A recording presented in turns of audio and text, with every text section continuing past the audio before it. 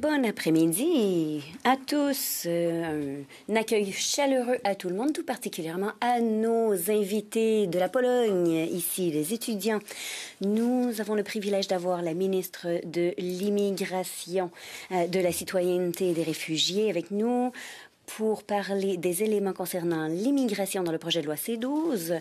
Quelques rappels avant de débuter. Tout d'abord, j'aimerais vous rappeler à nos témoins. En fait, à tous mes collègues, s'il vous plaît, assurez-vous que les témoins aient le temps de répondre à vos questions. À nos témoins, nous n'avons qu'un temps limité, alors tentez d'être aussi bref que possible dans vos réponses. J'aimerais éviter les rappels au règlement dans la mesure du possible et assurer que nous ayons le plus de temps possible pour les questions. Comme nous le faisons normalement, tentons d'être sociables dans notre ton. Et nous avons d'excellents interprètes. Dernier élément, ne parlons pas les uns par-dessus les autres. Attendez que je vous donne la parole en vous nommant avant de vous exprimer. Comme d'habitude, les commentaires doivent passer par la présidence. Si vous voulez vous exprimer, veuillez lever la main. Je vais organiser une liste de présentateurs, d'orateurs. J'ai 2 cartes comme toujours. La carte jaune signifie qu'il vous reste 15 secondes. Le rouge signifie qu'il ne vous reste plus de temps. Avec toute cette directive, conformément au règlement 108.2 et la motion adoptée par le comité le 23 octobre 2025, le comité lance son étude du projet de loi C-12, loi concernant certaines mesures liées à la sécurité de la frontière canadienne et à l'intégrité du système d'immigration canadien et d'autres mesures connexes liées à la sécurité. J'aimerais maintenant accueillir nos témoins pour aujourd'hui. L'honorable Lena Metledge-Diab, ministre de l'Immigration, des Réfugiés et de la Citoyenneté, de l'Agence des services frontaliers du Canada, il y a Aaron McCrory, vice-président renseignement et exécution de la loi, du ministère de la Citoyenneté et de l'Immigration, Jean-Marc Gionnet, sous-ministre adjoint par intérim, secteur des programmes et de protection de la famille, Jason Holman, directeur général politique en matière d'asile, Tara Lang, directrice générale politique et programmes en matière d'intégrité, et du ministère de la Justice, Maury Afsar, directrice exécutive et avocate générale principale par intérim, service juridique d'IRCC, et Anna Lillikrap, avocate conseil, service juridique d'IRCC. Bienvenue à vous tous. Ministre Diab, vous pouvez maintenant prendre jusqu'à 5 minutes pour votre déclaration d'ouverture.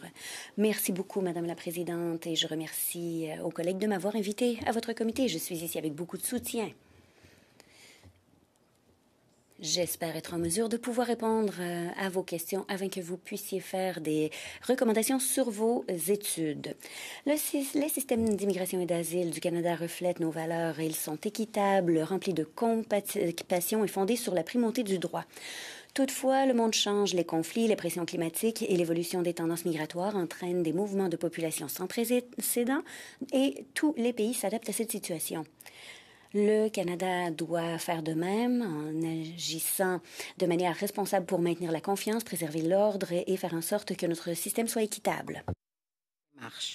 Il rassemble des réformes ciblées qui renforcent la protection de personnes vulnérables, la gestion responsable des migrations et la confiance du public envers un système qui fonctionne pour tous. Cette confiance repose sur un système juste et ferme, un système qui protège les personnes vulnérables, attire les talents nécessaires et empêche les abus.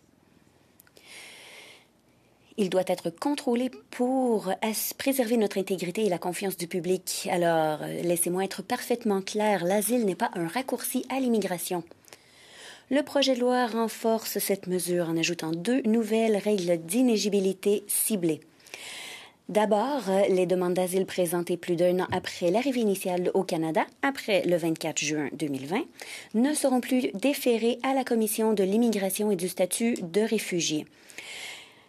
Ensuite, les demandes présentées par des personnes ayant traversé la frontière de façon irrégulière depuis les États-Unis et ayant attendu plus de 14 jours pour présenter une demande seront également irrécevables. Pourront toujours bénéficier d'un examen des risques avant renvoi, garantissant que personne ne soit renvoyé vers une situation dangereuse. Ces mesures renforceront l'intégrité et l'équité et maintiendront la confiance du public dans l'application transparente des règles canadiennes. Alors que le système d'asile canadien fait face à une demande croissante, ce projet modernise le traitement de demandes afin que les décisions soient plus rapides, plus équitables et définitives. A single online application will make the process more... Un formulaire de demande unique en ligne rendra la procédure plus uniforme, ce qui réduira les erreurs et les retards, tout en améliorant la coordination.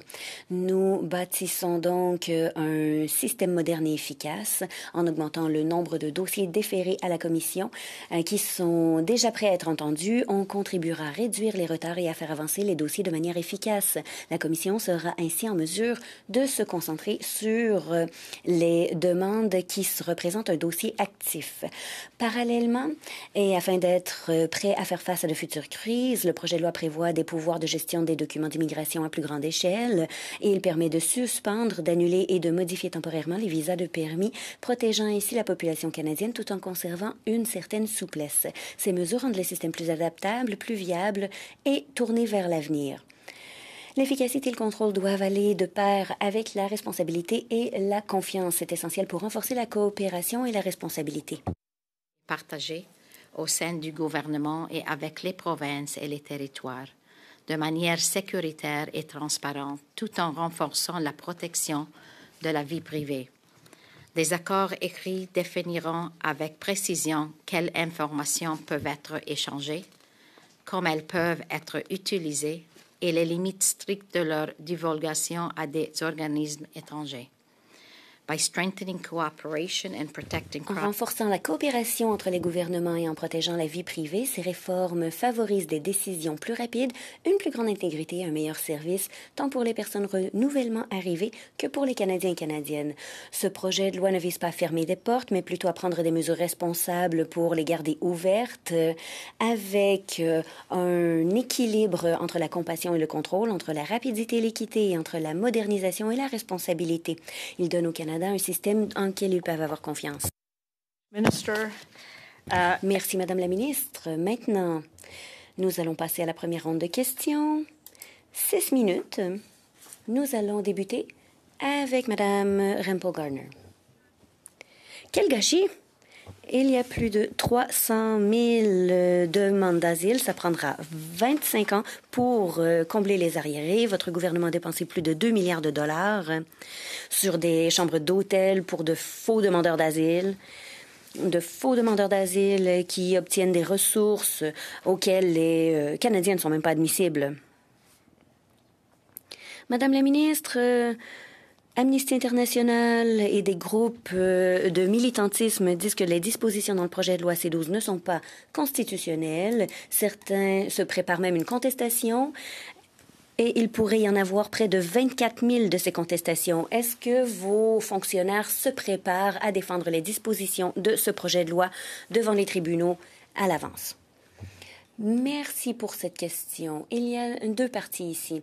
Tout d'abord, vous parlez des demandeurs d'asile. Alors, notre gouvernement s'engage à rebâtir la confiance des Canadiens envers notre système d'immigration.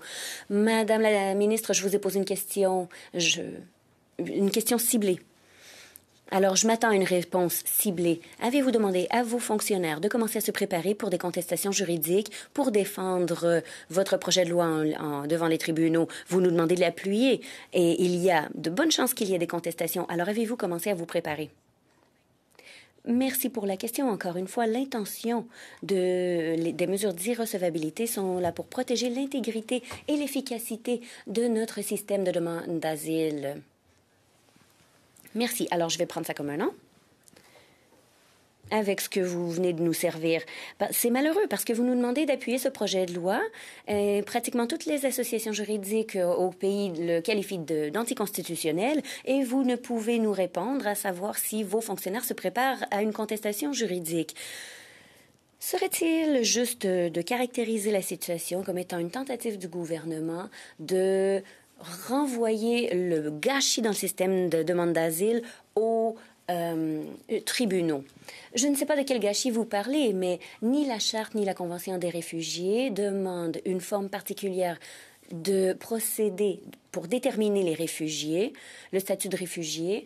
Nous avons ici des décrets avant le retrait pour étudier les risques avant renvoi. Je demanderai à un de vos fonctionnaires, selon le ministère, est-ce que les délais d'asile contenus dans le C12 respectent la Charte des droits et libertés? Quelqu'un peut répondre, non? Est-ce que je peux vous demander un détail? Vous parlez de délai? Oui, le délai selon lequel quelqu'un doit faire sa demande, car il y a un délai dans lequel il faut présenter cette demande. Selon ce que nous avons, les dispositions sont cohérentes. D'accord, merci. Ces dispositions feront l'objet d'une contestation. Il faudrait se préparer à défendre ce projet de loi, car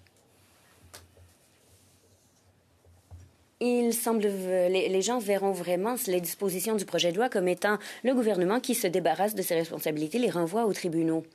Les coûts juridiques seront élevés pour les provinces, étant donné ces fausses demandes d'asile. Encore une fois, les contestations passent devant les tribunaux fédéraux. Le gouvernement fédéral et j'ai les membres du ministère de la Justice ici. Question inaudible. C'est la responsabilité du gouvernement fédéral. Mais il y a aussi le soutien provincial. Et c'est ce que vous n'avez pas fait. Vous n'avez pas consulté les gouvernements provinciaux lorsque vous avez envoyé le mot-clic « Bienvenue au Canada », et ce qui a fait en sorte que nous avons reçu des centaines de fausses demandes d'asile. Mais ici, je m'éloigne du sujet. On utilise dans les demandes d'asile pratiquement du copier-coller.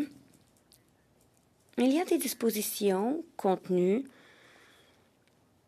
qui demandent... Est-ce que les dispositions, plutôt, demandent les raisons pour lesquelles on veut devenir réfugié? C'est exactement la raison pour laquelle nous sommes ici, pour étudier les dispositions. Pour nous protéger contre la fraude. Oui, mais ce n'est pas dans le projet de loi. Pourquoi est-ce que ça ne s'y trouve pas? L'approche cible la fraude dans les demandes individuelles ainsi que les fraudes coordonnées pour éviter les problèmes systémiques. Est-ce que les demandeurs d'asile ne devraient-ils pas prouver qu'ils ont tenté de faire leur demande de façon rapide? Pourquoi est-ce que cette disposition n'est-elle pas incluse dans le projet de loi C12? Il y a des dispositions très claires dans ce projet de loi dans les règles d'irrecevabilité. Oui, mais elles seront probablement renvoyées aux tribunaux. Et il y a des changements faciles qui auraient pu faire en sorte qu'on ne se retrouve pas devant les tribunaux. Vous n'avez pas inclus ces détails et je trouve ça très intéressant. Avez-vous fait une étude sur les coûts totaux que nous coûtent les fausses demandes d'asile dans les différents territoires de compétence au cours des 6 dernières années? Réponse rapide. J'ai rencontré mes homologues provinciaux et territoriaux et nous avons eu des discussions sur le soutien. Malheureusement, vous n'avez plus de temps. Vous devrez poursuivre au cours de la prochaine ronde, Madame Rumpel-Garner. 6 minutes. Madame Emmendeep. Merci, Madame la Présidente. Merci, Madame la Ministre. Merci à nos témoins d'être ici aujourd'hui. Madame la Ministre, j'aimerais vous donner le temps de compléter votre réponse à la question de Madame Rumpel-Garner. Êtes-vous en mesure de nous dire comment le projet de loi C12 nous protégera contre la fraude au sein du système de demande d'asile? Merci. C'est une question importante qui mérite 1 minute ou 2. Alors, le ministère cible et les modèles de fraude et essaie d'interrompre ces techniques en collaboration avec l'Agence des services frontaliers. Et j'aimerais saisir l'occasion de remercier les gens qui sont ici, qui nous aident à cet effet. S'il y a des questions là-dessus, je demanderai à mon collègue ici de répondre, car je sais qu'il aura les réponses. Il s'est aussi présenté à d'autres comités sur ce sujet parce que la SFC est responsable pour les mesures d'application de la loi en ce qui a trait aux ressortissants étrangers au Canada. Il y a donc une combinaison de programmes, de réformes. On se concentre sur l'intégrité des programmes. Nous allons augmenter le nombre de refus. Ça a été vu partout au pays selon les demandes qui sont envoyées au ministère. Toutefois, on s'attend à ce que les taux se stabilisent avec le temps, alors que les étudiants et les établissements s'adaptent aux exigences et que les étudiants qui ne sont pas vraiment étudiants n'auront plus un incitatif d'essayer de frauder le système. La bonne nouvelle, c'est que nous voyons une diminution de ce genre de fraude. Il y aura des amendements réglementaires à apporter lorsque ce projet de loi sera adopté, s'il est adopté, qui s'attaqueront à la croissance impossible à suivre. Nous mettons en place des mesures d'intégrité afin d'assurer l'intégrité des programmes d'étudiants étrangers, l'intégrité des étudiants aussi. Je serais heureuse de vous donner plus de renseignements.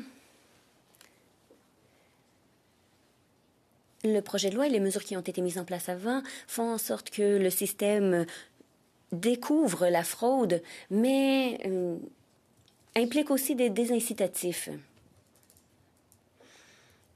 Et ce sont des renseignements que nous voulons faire connaître aux Canadiens et Canadiennes et aux gens qui pensent faire une demande pour pouvoir résider au Canada, que ce soit une demande d'asile, de réfugiés. Le premier ministre Carney a été très clair dans ses lettres de mandat. Il a été très clair aussi envers les Canadiens et Canadiennes. Notre rôle est de stabiliser les chiffres, de nous ramener à 1% de la population des résidents permanents et de stabiliser les résidents permanents les chiffres de résidence permanente d'ici 2029 à 5% de la population. Il y a aussi des mesures pour attirer les meilleurs talents. Nous sommes évidemment très intéressés à travailler de près avec les acteurs du milieu, les provinces et territoires, afin d'augmenter les chiffres dans l'immigration francophone. Merci pour votre réponse détaillée, Madame la ministre. Prochaine question s'adresse aux fonctionnaires de IRCC. Comme nous le savons, une partie importante du projet de loi C-12 a trait à la capacité du gouvernement de partager des renseignements, que ce soit au sein des ministères ou auprès des forces d'application de la loi. Est-ce qu'un d'entre vous pourrait nous parler des dispositions de ce partage de renseignements et comment elle améliorera la coordination au sein de nos partenaires? Je peux commencer à les répondre. Une partie du projet de loi vise à mieux permettre à IRCC de partager des renseignements au sein du ministère et avec les partenaires du gouvernement fédéral. C'est une partie très importante des dispositions parce qu'elle permettrait de partager les renseignements sur la citoyenneté et les passeports avec nos partenaires dans le pays pour améliorer l'intégrité des programmes du gouvernement et offrir des meilleurs services aux clients. De plus, nous prenons les renseignements très au sérieux, la protection des renseignements. 1 minute, et je vous permettrai de terminer la réponse. Merci, Madame la Présidente. Ces changements permettront d'éliminer des lacunes, nous permettant d'économiser du temps et de l'argent. Nos partenaires auront un accès plus rapide à l'information pour qu'ils puissent confirmer l'identité des gens qui arrivent au Canada comme immigrants. Donc, les immigrants auront accès à des services pour améliorer leur établissement. Ceux qui utilisent différentes activités seront repérés et nous pourrons ensuite faire enquête. Nous allons aussi pouvoir partager des renseignements à l'intérieur du ministère pour réduire les renseignements que les demandeurs doivent soumettre de nouveau dans différents programmes. Donc, les dossiers d'une même personne seront simplifiés et les processus seront plus faciles pour l'IRCC. Merci beaucoup. On arrive à 6 minutes.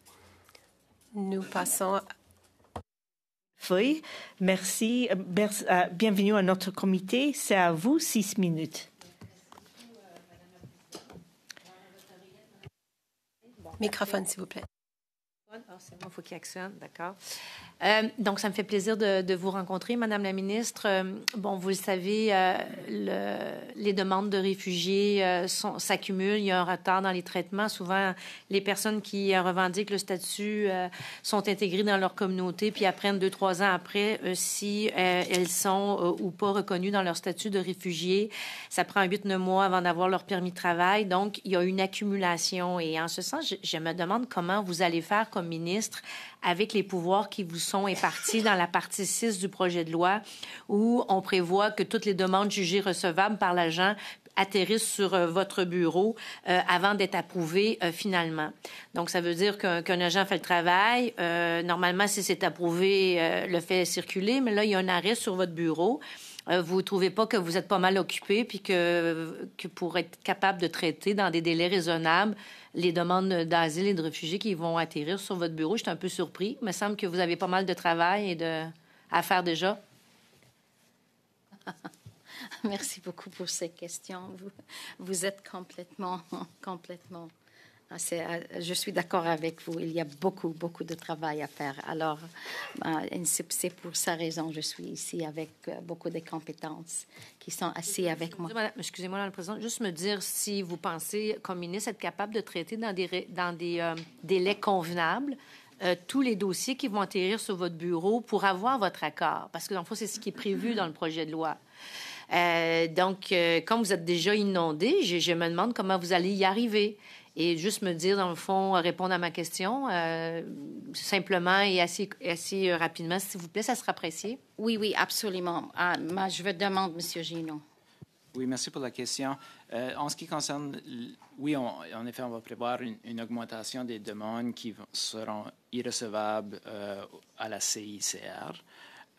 Puis, on est en train de se préparer en mesure de s'assurer qu'on a les preneurs de décision nécessaires pour faire face aux augmentations qui sont prévues, pour s'assurer, puis aussi les mesures dans le projet de loi qui tentent de rendre le système plus efficace. Pouvez-vous juste m'expliquer, Madame la Présidente, est-ce qu'on peut m'expliquer qu'est-ce qu'on parle, qu'est-ce que ça veut dire un délai réglementaire? Avez-vous comme une idée du délai que vous aimeriez pour cette étape? Bon, prenons un cas assez concret, là. Il y a une demande qui arrive sur le bureau physiquement, là, puis la recommandation de l'agent, c'est de dire on reconnaît le statut de réfugié. Bon, pouvez-vous me dire, Madame la ministre, parce que c'est important que vous puissiez me dire ça, c'est quoi pour vous un délai réglementaire? Puis, qu'est-ce que vous prévoyez là, pour cette étape-là? Là? S'il vous plaît. Je me demande, Madame la ministre, pourquoi vous ne voulez pas me répondre? Parce que ces questions, c'est un peu... Mais c'est votre pouvoir qui est question ici. C'est votre pouvoir à vous, là. Pourquoi vous me déléguez ça à votre fonctionnaire? Parce qu'il y a beaucoup ces questions, il y a beaucoup de lois ici aussi. C'est pour ça raison. Oui, mais Madame la ministre, on parle de votre pouvoir. Là, dans un projet de loi, on vous donne un grand pouvoir. Puis là, si vous n'êtes pas capable de défendre votre pouvoir sans l'aide de vos fonctionnaires, je suis un petit peu surprise parce que ma question n'est pas très compliquée. Je vous demande, c'est quoi un délai réglementaire? Puis, avez-vous une idée du délai que vous aimeriez avoir pour cette étape? Dans le fond, c'est assez simple comme réponse. Est-ce que vous connaissez la réponse? Alors, le délai de... Est-ce que c'est le délai de cours ou... Non, alors, les transferts des pouvoirs au rôle de CASA? Madame la ministre, je vais peut-être rephraser ma question. C'est que, dans le fond, dans la partie 6, on vous donne un pouvoir. l'agent va vous recommander la recevabilité d'une demande d'asile. Ça va s'empiler sur votre bureau. Ce que vous dites dans le projet de loi, votre pouvoir, c'est qu'il va être lié à un délai réglementaire. Je vous demande, c'est quoi un délai réglementaire? Puis je vous demande si vous avez une idée de quel délai vous aimeriez prévoir pour cette étape. Autrement dit, là, les gens qui nous écoutent, qui pensent faire une demande, puis si leur demande est recevable, ça se traite dans combien de temps, cette affaire-là, là? C'est pas vraiment compliqué comme réponse, là. Alors, c'est pas possible de gérer tous les dossiers en respectant les mêmes délais, quelles soient les circonstances. Alors, chaque cas est individuel. Alors, ça dépend à chaque circonstance. Mais vous n'avez pas peur d'être... quand c'est réglé par un agent, vous n'avez pas peur de retarder le processus, qui est déjà très surchargé? Vous n'avez pas peur de l'engorger, le processus? 1 minute. Alors, c'est vrai que c'est le ministre, mais ce n'est pas vraiment le ministre. C'est les officiers dans le Pre-Removal Risk Assessment qui fait ces déterminations. Ce n'est pas moi-même. Non, mais je le sais, mais vous avez quand même la responsabilité ministérielle, parce que si je me lève en chambre puis que je dis vous avez donné l'autorisation à telle personne son statut de réfugié, ben c'est pas votre fonctionnaire qui va répondre. Vous avez une responsabilité ministérielle. Je comprends bien que vous n'allez pas vous mettre à lire toutes les demandes, mais quand même, il doit avoir une analyse qui a été faite pour savoir dans quel délai raisonnable vous vous engagez à traiter ça. Alors, je pense que les personnes qui veulent faire ces décisions sont des professionnels. Ils sont éduqués. Ils ont fait ça en avant. Alors, oui, on va lui donner un peu de... Parce que vous savez que chaque ministère doit optimiser, couper des travailleurs dans leur ministère. Vous avez eu des objectifs de coupe par votre gouvernement. Et vous inventez pas des ressources humaines. Merci, Madame de Bellefeuille. Merci, Ministre Diab. Okay, next we move to round 2, which is... Nous passons à notre deuxième tour de table, des tours de 5 minutes. Nous commençons avec les conservateurs. Monsieur Redekop. Merci, Madame la Présidente, et merci à vous tous d'être ici. J'aimerais rebondir sur une chose qui a été dite sur la population temporaire. Avez-vous dit que nous arriverons à 5% cela en 2029? Je pense que c'est les cibles francophones pour 2029. Merci d'avoir posé la question. Donc, le 5% pour nous, ça serait 2027. Cela m'amène à une autre question.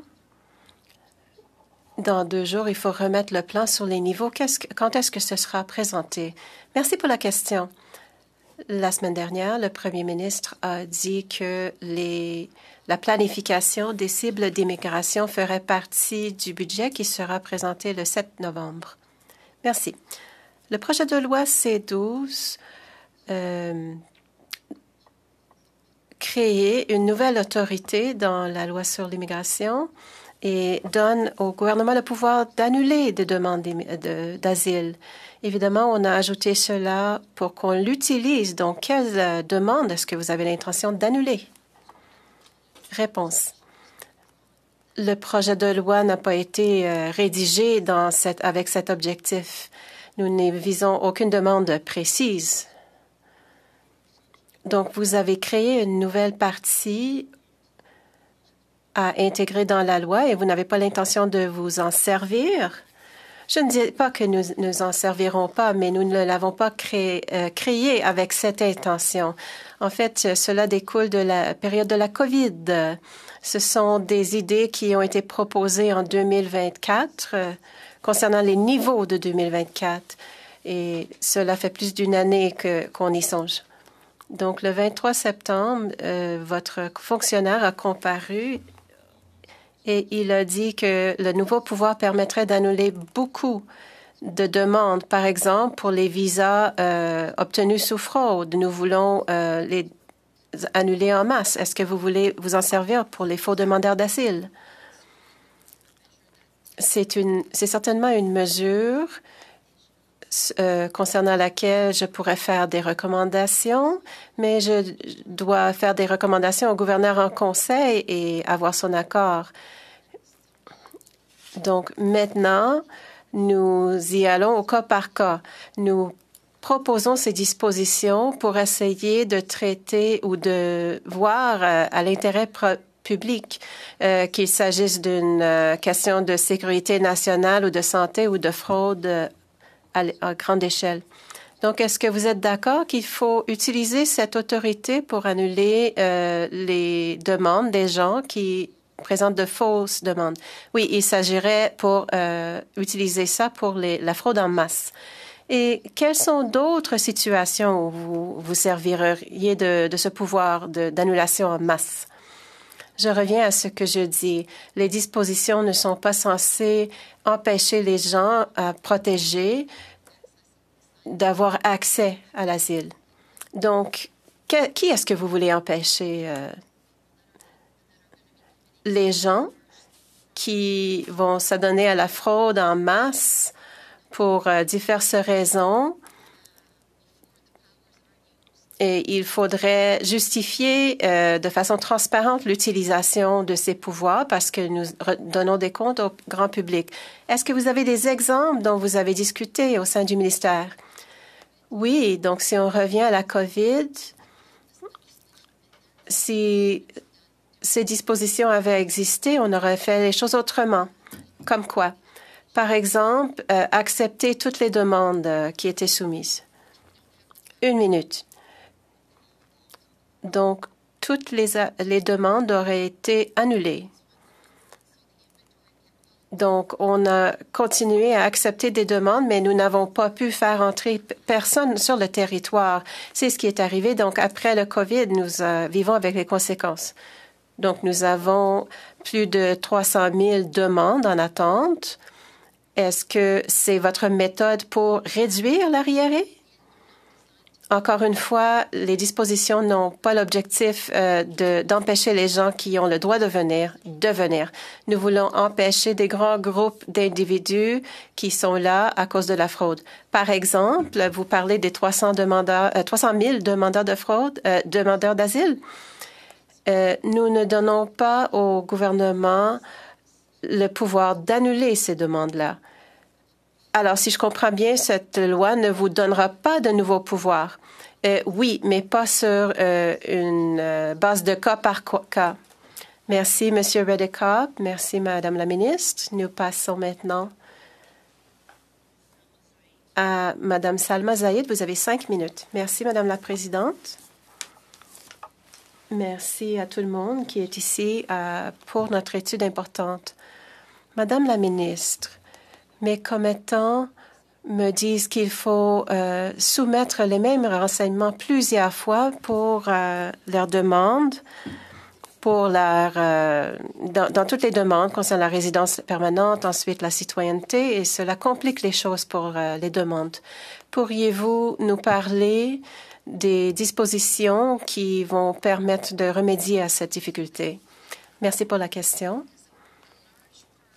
Une grande partie de ces mesures dans le projet de loi vise à faire exactement ça, de permettre de partager les renseignements et rendre le système d'immigration plus efficace du côté des clients et des demandeurs ainsi que du côté du gouvernement. Les changements proposés permettraient de mieux partager les renseignements des clients, économisant temps et argent. Et les partenaires provinciaux et territoriaux nous demandent cette disposition. Les provinces auraient donc un accès plus rapide aux renseignements qu'ils pourront utiliser pour confirmer l'identité des nouveaux arrivants par le biais du système de l'immigration, et donc les gens auraient accès à des services publics. Les provinces pourront aussi repérer les gens qui fraudent les différents programmes et ont plusieurs identités. Et donc, ça permettra aussi des enquêtes de la SFC, et nous pourrions partager des renseignements avec les clients, ou plutôt sur les clients, sur l'ensemble des programmes de citoyenneté et de passeport. En ce moment, ce n'est pas possible. Donc, cela réduirait les renseignements que les personnes devront resoumettre. Par exemple, si une personne a déjà fait une demande de visa d'étudiant ou de travailleur,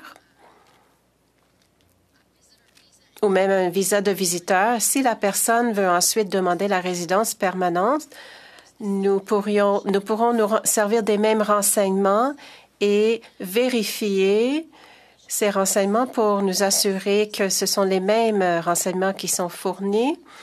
Et donc, on évite le dédoublement des dossiers pour une même personne et ça rend les décisions concernant la citoyenneté et les demandes de passeport plus efficaces, permettant assurer l'intégrité des programmes et repérer la fraude. Merci. Vous avez parlé des annulations de demandes en masse. Donc, ce ne serait pas pour les demandes d'asile. Est-ce que vous pourriez nous en dire plus? De quoi s'agit-il pour ces annulations en masse? Vous avez raison. Les annulations de masse ne s'appliqueraient pas aux demandes d'asile, mais aux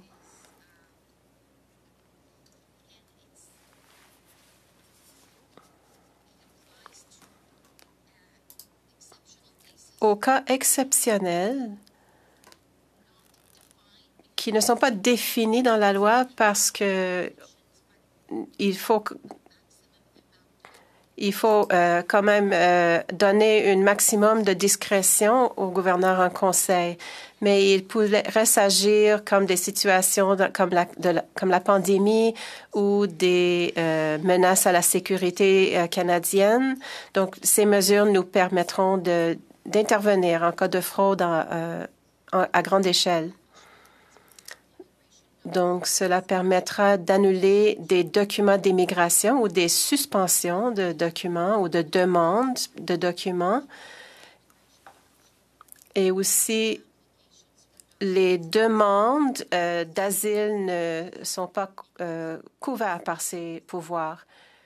Ces pouvoirs ne visent pas les clients vulnérables. Et il y a un processus rigoureux pour nous en assurer. Donc, les pouvoirs visent à protéger les intérêts du Canada concernant la sécurité, l'immigration et ainsi de suite. Merci. Merci, Madame la ministre. Madame de Bellefeuille, 2 minutes et demie. La présidente.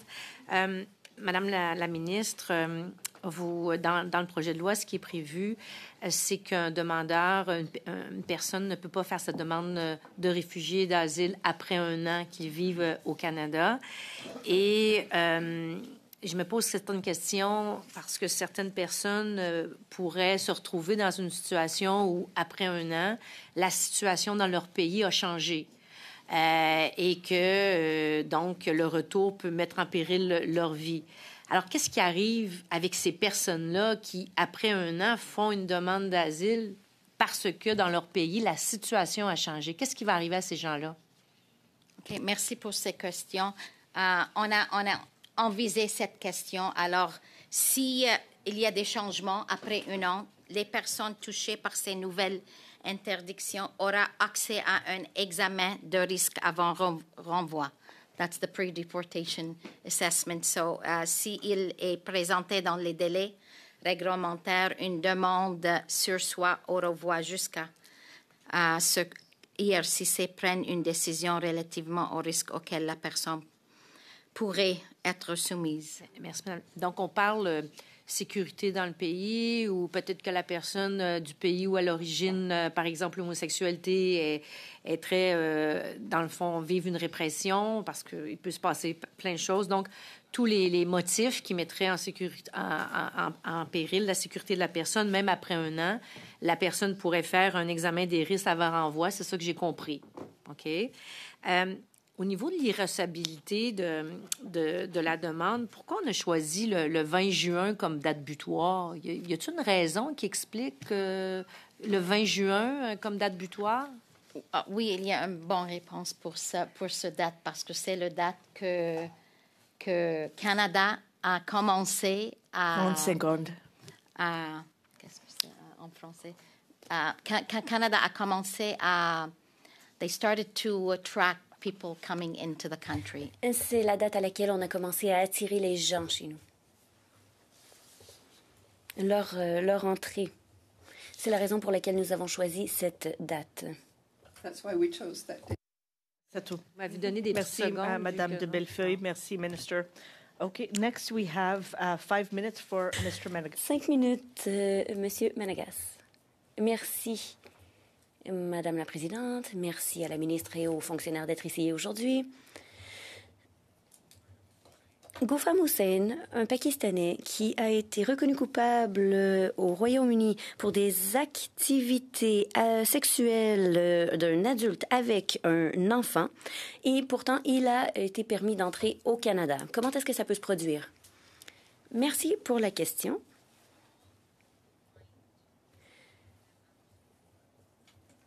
Il y a une vérification qui est faite pour toute personne qui veut visiter le Canada. Madame la ministre, on parle d'un violeur d'une jeune fille qui est sur le registre du Royaume-Uni pour les délinquants sexuels. Alors comment a-t-il même pu avoir un visa? Encore une fois, les Canadiens s'inquiètent lorsqu'on fait des rapports de quelqu'un qui a commis un crime grave ailleurs qu'au Canada, et c'est exactement la raison pour laquelle le Canada doit maintenir son système de vérification. Vous me donnez ici des lignes préécrites. Je vous parle d'un cas véridique d'un homme qui est arrivé ici, d'un pays du G7, qui était inscrit dans le registre des délinquants sexuels du Royaume-Uni. Vous ne pouvez pas me répondre avec une ligne préécrite. Comment est-ce que cette personne est arrivée dans notre pays? IRCC ne peut divulguer, ne peut parler de cas spécifiques, mais celui-ci est public. Alors, je peux vous dire ce qu'a décidé le tribunal. Ils ont indiqué que l'individu est déménagé en Espagne en 2020, est arrivé en 2023 sous un visa de visiteur, n'a pas fait part de son historique criminel, et maintenant, il est irrecevable et a été déporté. Cette réponse est générale. Le 6 octobre 2025, la journée où vous étiez ministre de l'Immigration ici dans ce pays, est-ce que tout ce qui est nécessaire ici, est-ce que ça vous convient que quelqu'un ne coche pas une case qui dit « j'ai un dossier criminel » et c'est assez comme vérification? Une bonne vérification aurait certainement découvert les antécédents de cette personne. Le Canada a un processus de vérification robuste. Oui, mais ça n'explique... Vraiment? Parce que ça n'explique pas. Quelqu'un qui est dans un registre peut entrer au Canada. Et ça pose la question, combien de ces personnes sont ici, se promènent dans nos centres communautaires, dans nos écoles, près de nos enfants? Madame la ministre, tout membre de l'ISIS, Ahmed Al-Mustafa, Ndidi, sont arrivés ici en 2018 et ont déménagé chez moi à Richmond Hill. Quelque temps après avoir reçu leur citoyenneté canadienne, un mois plus tard, le SCRS a découvert qu'il planifiait une attaque terroriste dans la région du Grand Toronto. Le SCRS a même trouvé une vidéo que nous avons pu obtenir, c'est très facile, elle est en ligne, d'un qui a démembré un prisonnier avec un sabre en 2017. Et pourtant, vous l'avez laissé entrer dans notre pays et s'installer dans ma circonscription. Et ça a pris au SCRS quelques années de réaliser l'erreur. Probablement parce que quelqu'un a fait une dénonciation sur leurs activités terroristes qui planifiaient s'attaquer aux Canadiens dans la région du Grand Toronto. Le ministère IRCC est responsable de l'immigration. Les ressortissants étrangers font l'objet d'une vérification avant d'entrer ici. Nous travaillons avec la SFC, avec nos partenaires dans les forces de l'ordre. Nous travaillons dans le système et les gens sont traités de la bonne façon. Et c'est la raison pour laquelle il y a un autre projet de loi en Chambre qui gère les criminels. Vous avez mentionné la SFC. Ils ont témoigné ici, disant que les fonctionnaires de l'IRCC peuvent émettre des permis, même si la SFC a donné une vérification négative. Pourquoi? Pardon, quoi? L'IRCC peut renverser une décision de la SFC. La SFC décide que cette personne est irrecevable. donne une vérification, une évaluation négative et l'IRCC a et fait parfois un renversement de décision de la SFC. Comment est-ce que c'est possible? Pourquoi est-ce que ces personnes ont la permission de se retrouver dans nos rues, chez nous? Nous sommes ici pour parler du C12. C'est pour détecter la fraude et c'est la raison pour laquelle nous sommes ici aujourd'hui afin que votre comité puisse faire les meilleures recommandations possibles au comité de la sécurité. Si vous voulez faire une recommandation pour inclure cela dans le projet de loi, en tout ce qui a trait à la fraude ou toute autre recommandation que vous aimeriez faire. Merci, Madame la ministre. 5 minutes pour Monsieur Zuberi. Merci, Madame la Présidente, et aux témoins d'être ici. J'aimerais faire un suivi sur la question qu'on vient d'entendre. C'est peut-être plus pour les fonctionnaires qui pourront entrer dans les détails. Mais je suis curieux. Est-ce que le niveau de vérification a augmenté au cours des années? On vient de parler de causes, de cas qui datent d'il y a déjà 10 ans. Est-ce qu'on s'assure maintenant que la sécurité des Canadiens et Canadiennes demeure intacte? Question détaillée, les fonctionnaires voudront peut-être répondre. Nous avons procédé à une modernisation. Maintenant, on prend les données biométriques, les empreintes digitales. Nous avons un système complexe. Je vais vous donner la parole et vous pourrez expliquer la façon dont les choses ont évolué et ce sur quoi nous travaillons pour moderniser davantage le système. Merci pour la question, Madame la Présidente. J'aimerais souligner quelques domaines là où nous avons apporté des améliorations sur la vérification. Nous travaillons avec les données biométriques, avec nos partenaires. Comme vous le savez, tous les ressortissants étrangers font l'objet d'une vérification afin de déterminer leur recevabilité. Nous avons aussi une évaluation qui évalue l'admissibilité des gens qui sont pour entrer au Canada selon les données criminelles et différents articles de la loi. Nous nous assurons d'évaluer toutes les demandes de résidence permanente, citoyenneté. Nous travaillons avec le SCRS, la SFC et autres partenaires. Nous recueillons aussi des données biométriques afin de nous assurer d'avoir de bons paramètres et cela est utilisé sur la base de la gestion de notre système. J'ai très peu de temps, alors ma question c'est, est-ce que nos pratiques évoluent afin de s'assurer que tout malfaiteur ne puisse entrer au pays? Le 17 janvier de cette année, nous avons mis en place des amendements. Il y a un accord entre le gouvernement du Canada et des États-Unis pour le partage de visas et d'immigration. Ces changements ont permis un échange automatique de renseignements biométriques sur les résidents canadiens et américains. Merci, ça nous aide grandement. Alors, nous obtenons des renseignements des États-Unis. Ça nous aide certainement, ça répond à ma question. J'ai environ 2 minutes 30. Maintenant, pour la conformité à la charte. On a parlé des contestations qui pourraient se produire, qui incluent différents organismes qui ont une expertise dans le domaine. Nous savons que toute loi doit passer le test de la charte. Alors, quelles vérifications ont été faites pour s'assurer que la loi respecte la charte? Le gouvernement croit que le projet de loi se conforme à la charte. Les ministères ont évalué les mesures et les ont comparées à la charte. Ça a été fait avec le projet de loi C2. Lorsqu'il a été déposé, nous savons que les dispositions dans le projet de loi C12, celui que nous étudions, sont identiques à celles du C2. Alors, on propose des amendements qui sont conformes à la charte, que ce soit pour l'irrecevabilité de l'asile, des demandes d'asile, et les pouvoirs de contrôle des documents. Il y a 4 différentes parties dans le projet de loi. C'est la même chose pour le partage d'informations et les demandes d'asile. Suivi à la question de Mme Bellefeuille par rapport what happens quand la situation change ou la situation d'un applicant change. And you've referred to the pre-removal risk assessment. Vous avez fait mention des examens des risques avant renvoi. C'est une procédure assez robuste. Alors, comment est-ce qu'on fait fonctionner les choses? Lorsqu'une situation change pour quelqu'un qui mériterait une demande normale, mais la situation n'est pas aussi robuste. Alors, du côté du ERR,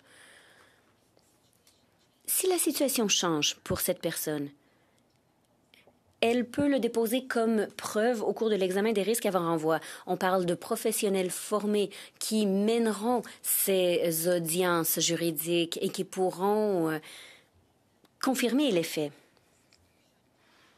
Le système devrait être efficace. Évidemment, lorsque nous commencerons, ça prendra un peu de temps, mais le système deviendra plus efficace et sera plus productif. Merci, Madame la ministre. Nous passons maintenant à notre troisième ronde. Nous allons débuter avec 5 minutes, Monsieur Ma. Sous l'article 81 de la loi sur l'immigration et la protection des réfugiés, il y a combien de mandats ont été émis et quels ont été les résultats? Ça n'appartient pas à mes responsabilités. L'IRCC n'émet pas de mandat. Ce n'est pas quelque chose que l'on fait. On travaille avec la SFC, nos partenaires. Oui, je comprends la SFC et que c'est la SFC qui exécute le mandat, mais c'est le ministère de l'IRCC qui détermine la validité d'émettre un mandat pour une personne en particulier. Non, ça n'appartient pas à l'IRCC de le faire. Alors, la réponse courte, c'est vous ne savez pas. Vous ne savez pas combien de mandats ont été émis, combien ont été exécutés, ça n'a jamais été rapporté au gouvernement. Ça ne dépend pas de mon ministère. Peut-être que la SFC pourrait faire un commentaire. Nous avons le fonctionnaire juste ici. Non, nous allons passer à autre chose.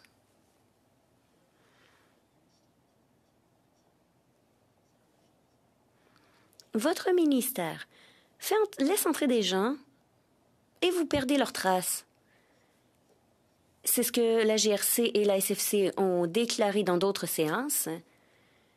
Ils ont carrément perdu la trace de ces personnes. Alors, c'est pas étonnant que nous ayons un tel gâchis avec 300 000 personnes et on ne sait même pas où les criminels se trouvent. Pour l'article 82, les gens sont arrêtés sous les pouvoir 82.1 de la LIPR. Alors, combien de personnes sont détenues? L'IRCC ne détient personne. Nous attendons à ce que les détenteurs de permis, les résidents temporaires, quittent lorsqu'ils doivent le faire. Et ensuite, c'est la SFC qui reprend les rênes. Alors, c'est simplement volontaire. Passons à autre chose. Combien de numéros d'assurance sociale ont été donnés selon l'article 90? Ça dépend certainement de votre ministère. Numéro d'assurance sociale? Non, ça ne dépend pas de l'IRCC. C'est Service Canada. C'est un article particulier, 90. Ce ne sont pas pour les Canadiens ou les résidents permanents. Ça dépend de l'immigration, du ministère de l'immigration. On peut vérifier,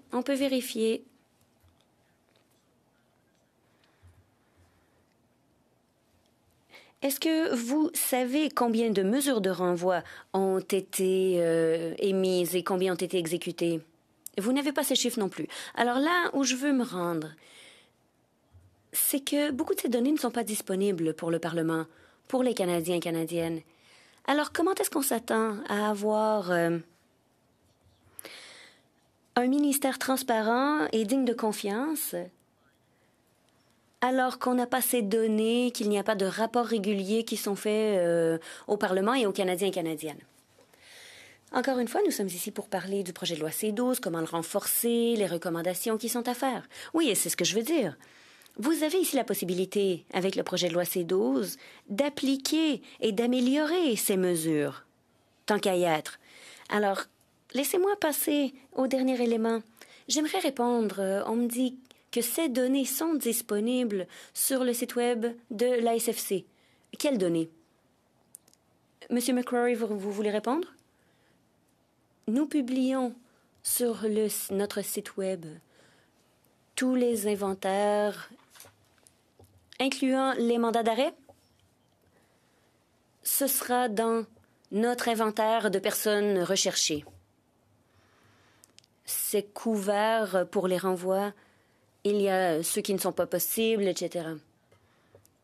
D'accord. Alors, pour terminer ce sujet, pour les Canadiens, pour le Parlement, nous nous attendons à avoir un rapport plus complet sur tout ce qui a trait aux immigrants et réfugiés, comme doit le faire le ministère, incluant les données qui sont fournies par la SFC. Pour clarifier une question qui a été posée plus tôt, un commentaire. Vous avez parlé des annulations de masse.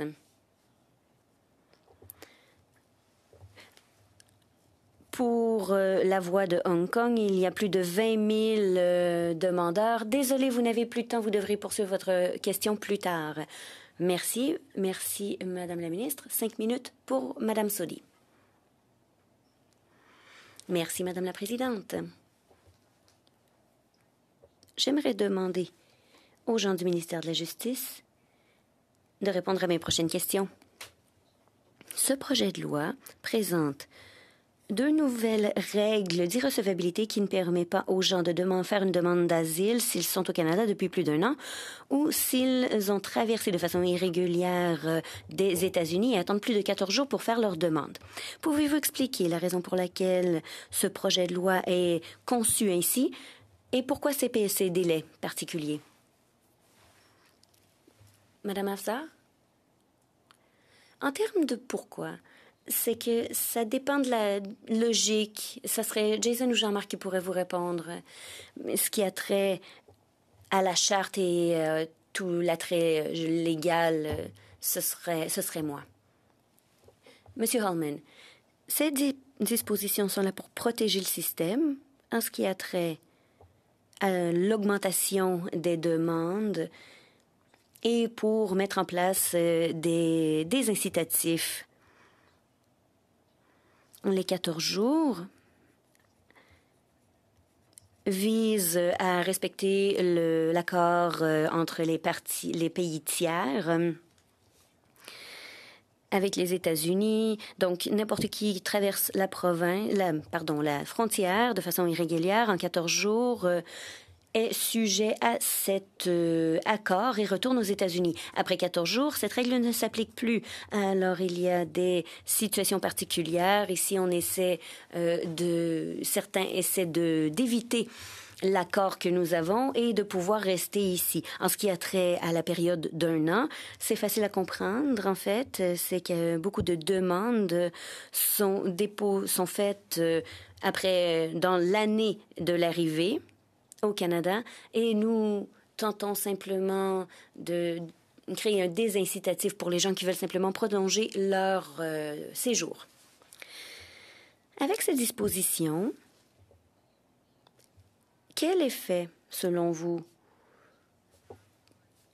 auront ces dispositions sur le système de demande d'asile? The two ineligibilities are designed Les 2 critères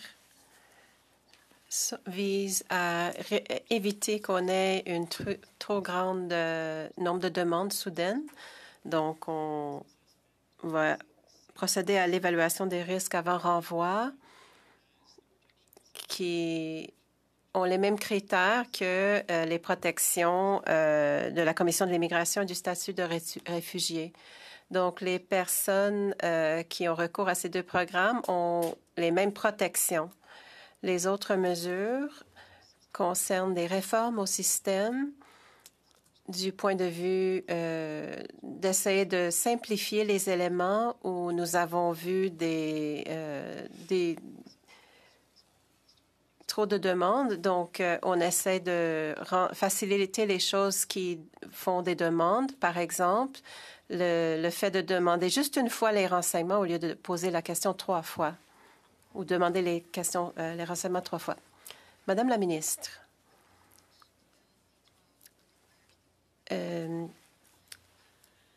le projet de loi C-12 permettrait au ministère de l'Immigration de partager des renseignements à l'intérieur du ministère. Pourriez-vous nous en parler plus sur le travail de l'IRCC et la capacité de traitement des demandes va changer lorsque les dispositions seront adoptées? Il vous reste 1 minute. Les nouvelles dispositions vont faciliter le partage des renseignements et des dossiers entre les bureaux de passeport, de citoyenneté et d'immigration. Donc, pour les clients, ce sera plus facile, comme vient de le dire mon collègue. Donc, la personne n'aura pas à soumettre 3 demandes avec les mêmes renseignements. Nous pourrons combiner les renseignements et les utiliser pour les différentes demandes. Cela nous permettra de réduire les cas de fraude, nous assurer que nous avons en fait affaire à la même personne. Nous pourrons mieux identifier les personnes. Donc, les personnes ne pourront pas dire une chose aujourd'hui et fournir d'autres renseignements dans 2 ou 3 ans lorsqu'ils font une demande de citoyenneté. Donc, nous pourrons aussi partager les renseignements avec les provinces et les territoires.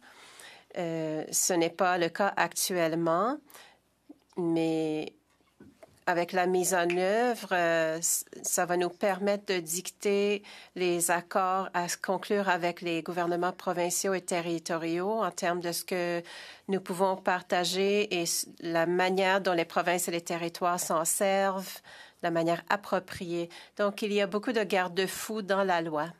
Merci, Madame la ministre, et merci, Madame Sohi. 2 minutes et demie, s'il vous plaît.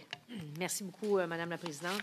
Madame la ministre, rapidement, pouvez-vous, j'ai pas trop compris pourquoi vous avez maintenu la date butoir là, du 24 juin 2020. Pouvez-vous juste me le dire rapidement, là? J'ai pas compris. En français, c'est le date que Canada a commencé à obtenir the entry-exit à l'aéroport. Parfait. Quand OK. vous revenez à Canada, c'est... Parfait. Ouais. Pourriez-vous me dire, par exemple, si cette disposition-là pourrait être levée, si, dans certaines circonstances, une personne pourrait être mise en danger ou l'intérêt public pourrait être mis en cause? Est-ce que c'est une disposition qui pourrait être levée? Est-ce que vous en avez le pouvoir ou c'est vraiment rigide là, dans le projet de loi? Est-ce que j'ai le pouvoir pour... Est-ce qu'il y a une disposition qui pourrait être... cette disposition-là du 20 juin 2020, est-ce qu'elle pourrait être levée si dans une circonstance particulière où l'intérêt public est en jeu? Ou... OK.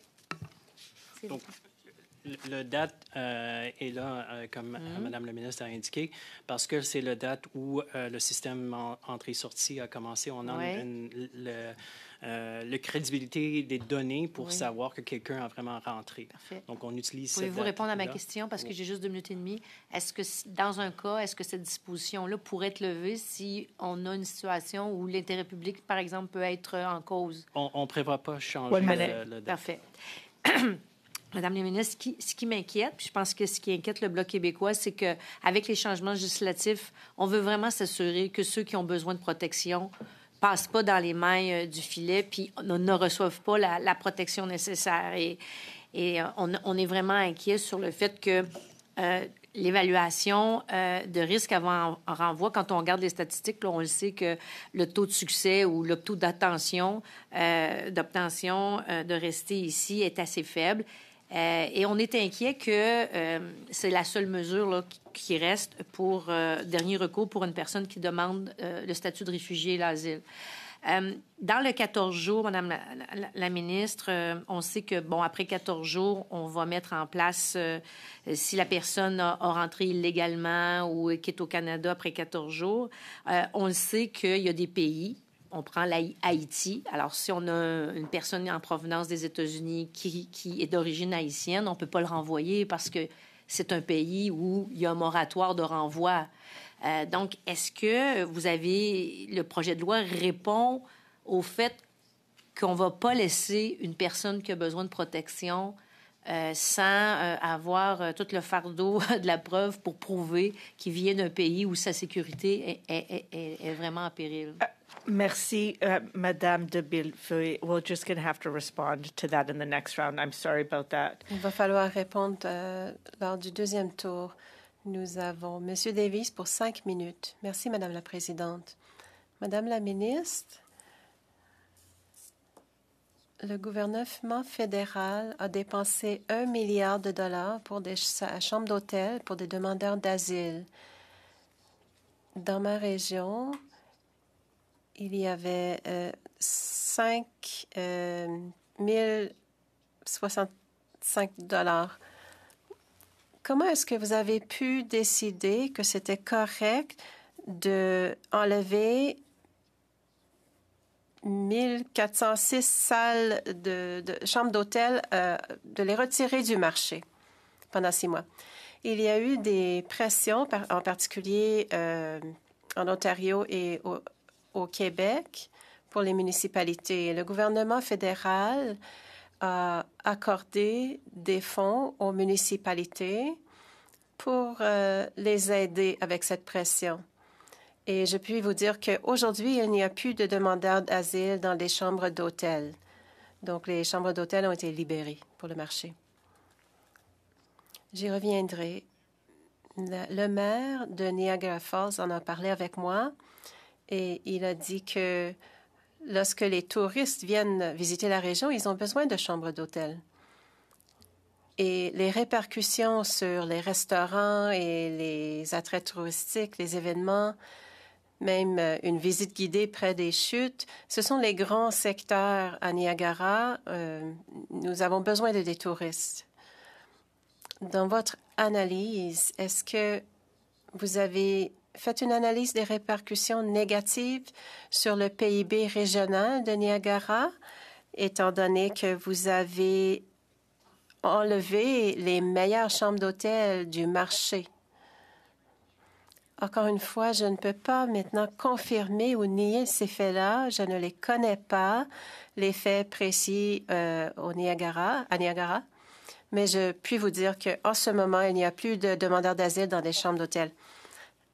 Ce n'est pas ce que je demande. Niagara Falls a 85 000 habitants et vous avez pris les meilleures chambres d'hôtel, vous les avez retirées du marché pendant 1 an et demi. Des gens ont perdu leur emploi, l'industrie du tourisme a perdu de l'argent. Il y a eu un énorme impact. Donc, comment est-ce qu'on peut imposer une telle incidence sur une communauté par le retrait de 1400 chambres d'hôtel du marché pendant 18 mois? Encore une fois, il y a eu beaucoup de personnes à placer. Il fallait trouver des refuges. Le gouvernement fédéral a offert un financement aux municipalités afin qu'elles puissent s'occuper de ces gens-là.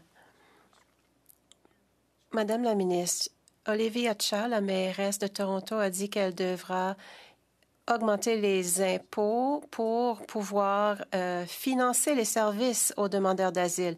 Vous avez dit que ces gens-là ne sont pas dans des chambres d'hôtel. Où sont-ils? Réponse, ils ont été déplacés dans d'autres logements.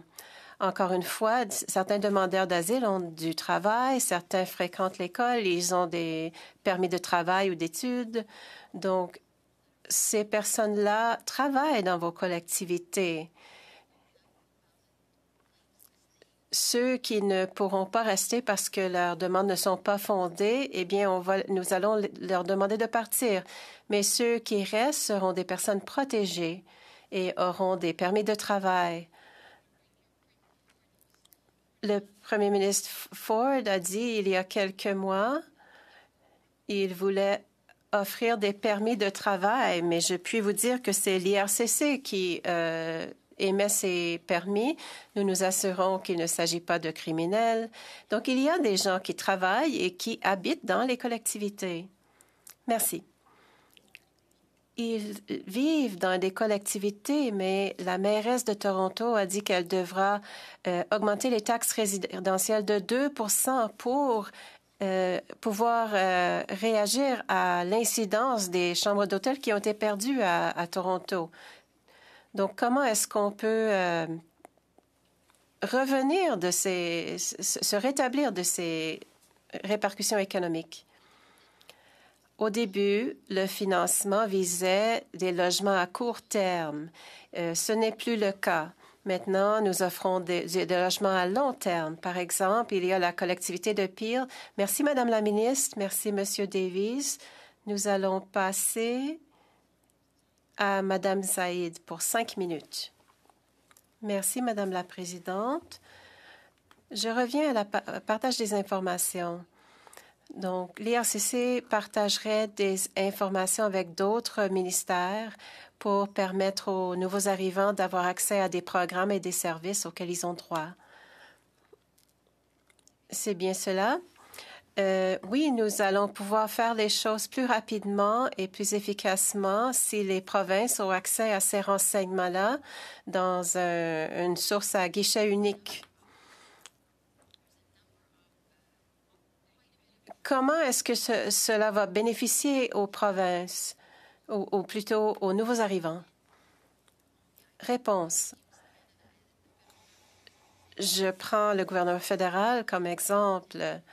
Lorsque les immigrants arrivent, ça, c'est une demande à faire. Ensuite, il faut faire une demande de citoyenneté. Il faut recommencer à fournir les renseignements. Ensuite, il doit faire une demande pour un passeport. Donc, si nous pouvons simplifier toutes ces demandes, ce sera plus efficace, ça prendra moins de temps et ça permettra d'améliorer l'intégrité des services et ce sera mieux pour les clients. Ces demandes exigent un délai assez long et il faut embaucher des gens pour traiter les demandes. Donc, les gens s'inquiètent à savoir s'ils ont bien fourni tous les renseignements nécessaires. Donc, si nous pouvons les aider et rendre les choses plus faciles, cela nous aide aussi parce que nous n'avons pas à traiter ces renseignements 3 fois. Donc, c'est plus efficace comme processus et nous pouvons nous concentrer sur d'autres choses. Merci. Le gouvernement a investi plus de ressources dans la Commission de l'immigration et du statut de réfugié pour qu'on puisse mieux traiter ou rapidement traiter les demandes. Mais le système est toujours engorgé. Donc, cela prend plus de temps pour les nouveaux arrivants de pouvoir commencer leur nouvelle vie au Canada. Comment les mesures dans le projet de loi vont-ils permettre d'avoir une audience plus rapidement pour les demandeurs d'asile? Oui, certainement. Je veux juste m'assurer de vous donner des renseignements précis. Encore une fois, il y aurait une seule demande à faire en ligne. Nous allons apporter des modifications à la loi pour préciser les documents dont on aura besoin pour faire la demande d'asile. Et ces renseignements seront fournis en ligne. Donc, nous avons besoin de cette autorité pour pouvoir changer le processus de demande en ligne. Et donc, nous pourrons fournir les renseignements à CISR plus rapidement. Les renseignements seront reçus plus rapidement en ligne et il s'agira d'une seule demande. Donc, une fois que CISR reçoit la demande, elle aura toute l'information nécessaire aux audiences, au lieu de devoir attendre que les renseignements viennent de plusieurs sources.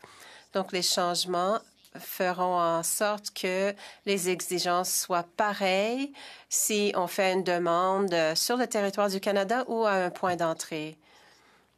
Ce sera plus facile de traiter les demandes. Donc, le processus sera plus efficient pour CISA, mais aussi pour les demandeurs.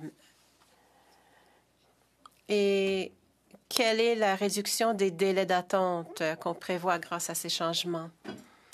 Je ne suis pas certaine de pouvoir répondre à cette question. Il vous reste une question. Nous n'avons pas ces chiffres-là parce que ça dépendra également du nombre de demandes reçues. Mais comme la ministre l'a expliqué, nous changeons la façon de faire la demande, nous changeons la façon de réviser les demandes et de partager les renseignements pour arriver aux audiences plus rapidement plutôt. Et nous essayons d'éliminer les demandes incomplètes pour ne pas que nos agents aient à les traiter et perdre leur temps à le faire. Il y aura aussi des modifications dans la façon d'avoir accès à des personnes ressources pour les gens qui ne comprennent pas le processus. Le système va offrir ces ressources pour aider les gens à faire leur demande plus rapidement. Le temps est écoulé. Chers collègues, c'est une session de 2 heures. Je me demande si tout le monde serait d'accord pour faire une pause de 5 minutes et nous pourrons prolonger la réunion de 5 minutes par la suite. Donc, personne ne perdra de temps. Est-ce que vous êtes d'accord pour une pause de 5 minutes? Est-ce que le comité est d'accord? Madame de Bellefeuille, avez-vous besoin d'une pause? Chers collègues, allez-y, Monsieur Farkas-Karos. Oui, nous faisons d'habitude une pause pour changer de groupe de témoins, donc je ne crois pas qu'il sera nécessaire de prolonger de 5 minutes à la fin. Je sais qu'il n'y a pas de protocole à cet égard. Je veux m'assurer qu'on ne perde pas de temps. Nous sommes tout à fait à l'aise pour continuer. Et Madame de Bellefeuille? Prendre quelques minutes pour laisser une pause à nos interprètes. Je pense que ce serait bienvenu. Un petit peu de pause, mais je ne suis pas d'accord qu'on prolonge de 5 minutes la rencontre. Parce que, comme dit M. Fragikatos, on fait souvent un changement de panel de témoins sans ajouter des heures. Donc, un petit 5 minutes juste pour donner une pause à nos interprètes qui sont excellentes, qui me permettent de participer pleinement à la rencontre aujourd'hui. Merci, Ms. Rumpel-Garner. Madame Rumpel-Garner, pourquoi est-ce que nous faisons ça? Nous ne faisons jamais ça. C'est une réunion de 2 heures. Madame Rumpel-Garner, je demande au comité si vous voulez une pause de 5 minutes. Si vous êtes contre cette idée, d'accord. Vous avez dit non, donc nous allons continuer. Donc, nous passons à notre prochain tour. Malgré que les autres membres aimeraient peut-être une pause, nous passons à Madame Rumpel-Garner pour 5 minutes. Merci. Je suis là pour travailler, Madame la Présidente. Nous le sommes tous. Merci, Madame la Présidente. Madame la Ministre, je tiens à être claire. En ce moment, il n'y a aucun demandeur d'asile dans une chambre d'hôtel ou dans un logement temporaire en ce moment. Il n'y a pas de demandeurs d'asile dans des chambres d'hôtel. C'est ce que j'ai dit. Évidemment, ils sont hébergés par les municipalités, mais ils ne sont pas dans les chambres d'hôtel payées par le gouvernement fédéral. Donc, vous ne payez pas pour que ces demandeurs d'asile soient hébergés ailleurs. Nous avons transféré des sommes à des municipalités. Mais il n'y a aucun demandeur d'asile en chambre d'hôtel. Donc, ce que vous avez fait, vous avez éliminé les chambres d'hôtel et vous allez forcer les gens à être dans la rue tout en dépensant plus d'argent. Est-ce que c'est juste? Ce n'est pas ce que j'ai dit. Merci. J'aimerais revenir sur les annulations en masse. Pour revenir à ce que vous avez dit, vous dites que cette partie ne s'applique pas aux demandeurs d'asile. C'est juste. Ces pouvoirs sont pour des cas exceptionnels de fraude, de crise de santé, des pandémies, la sécurité nationale, et pas pour les demandeurs d'asile. Il y a un article qui vous donne des pouvoirs d'annuler les demandes d'immigration, et ça n'inclut pas la fraude, et on ne définit pas l'intérêt public. Vous n'avez pas été en mesure de nous donner un exemple spécifique d'un moment où vous utiliseriez ces pouvoirs. Alors, je me pose la question, pourquoi demandez-vous au Parlement de vous accorder ce pouvoir d'annuler le visa de résidence permanente de quelqu'un si vous ne pouvez même pas nous donner un exemple d'une situation où vous utiliseriez ce pouvoir? Comme je l'ai dit auparavant, on n'utiliserait pas ces pouvoirs pour des cas individuels. L'intérêt public n'est pas défini dans la loi pour permettre une certaine marge de manœuvre afin que le gouvernement puisse répondre à différentes situations. Vous parlez de ces exemples, par exemple la pandémie, lorsqu'il y avait beaucoup de visas ou de lettres d'étudiants émises de façon frauduleuse. Non, je n'ai jamais dit ça. J'essaie de trouver un exemple parce qu'il me semble que vous tentez de vous donner, à vous et votre ministère, plus de pouvoir pour corriger des erreurs dans le système qui ont été faites en faisant une vérification qui affecte de vraies personnes avec de vraies vies. Vous demandez au Parlement de donner à votre ministère le pouvoir d'annuler la vie des gens qui viennent ici et qui ont reçu des visas de résidence temporaire sans donner de définition. Non, ce n'est absolument pas le cas. L'IRCC n'aura pas ce pouvoir. Mais c'est un ordre, un décret, non? Nous allons émettre un décret qui serait rendu public. Mais ça n'a pas à voir avec le Parlement. Madame Rempel-Garner, veuillez laisser la ministre répondre. On vous a posé une question disant à qui s'applique. Si on vous demandait à qui s'applique cette mesure, qu'est-ce que vous répondriez? Encore une fois, c'est là pour nous protéger. C'est qui, nous? Le gouvernement, la population canadienne, pour des raisons d'intérêt public. C'est pour intervenir lorsque, dans l'opinion du gouverneur en conseil, il est dans l'intérêt public de le faire. Le gouverneur en conseil a le pouvoir de protéger le Canada de certains groupes d'immigrants. Il y a une augmentation d'exploitation. Je ne crois pas avoir besoin de vous le mentionner.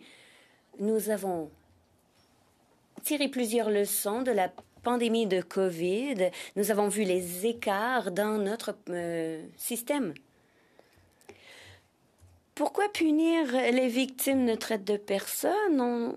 Il semble que vous allez annuler les visas de résidence permanente d'un groupe de personnes sans même définir. C'est exactement ce que vous dites. Nous voulons simplement que les choses fonctionnent mieux. Vous avez dit protéger les Canadiens des gens. Quels gens? Pour protéger les Canadiens des crises publiques. Merci, Madame Rempel-Garner. Madame la ministre, 5 minutes pour Monsieur Zuberry. Merci, Madame la Présidente. Encore une fois, merci aux témoins d'être ici. Nous l'apprécions. J'aimerais poursuivre la ligne de questions précédente sur l'intérêt public et l'annulation de demandes. Vous dites que l'intérêt public n'est pas défini dans la loi.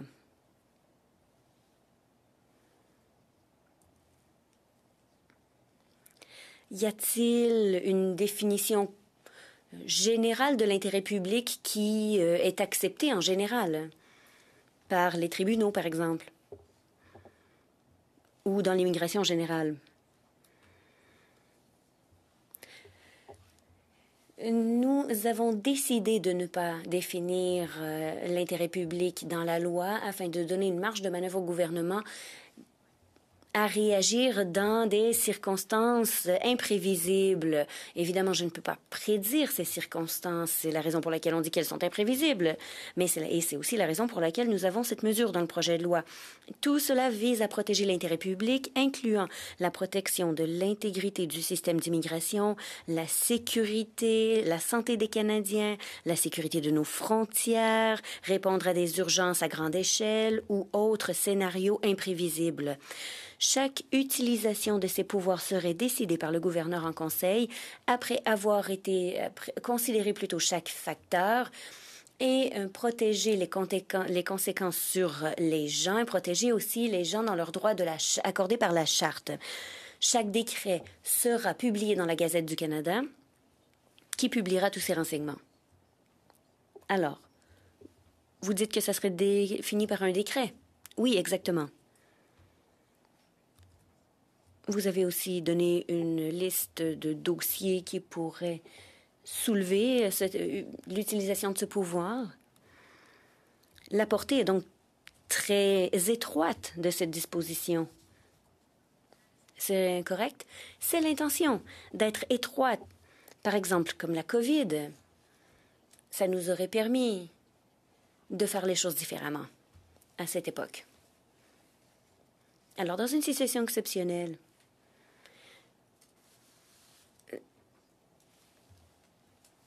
on ne parle pas d'utiliser ce pouvoir pour s'attaquer aux arriérés. Exact. Je crois que c'est juste.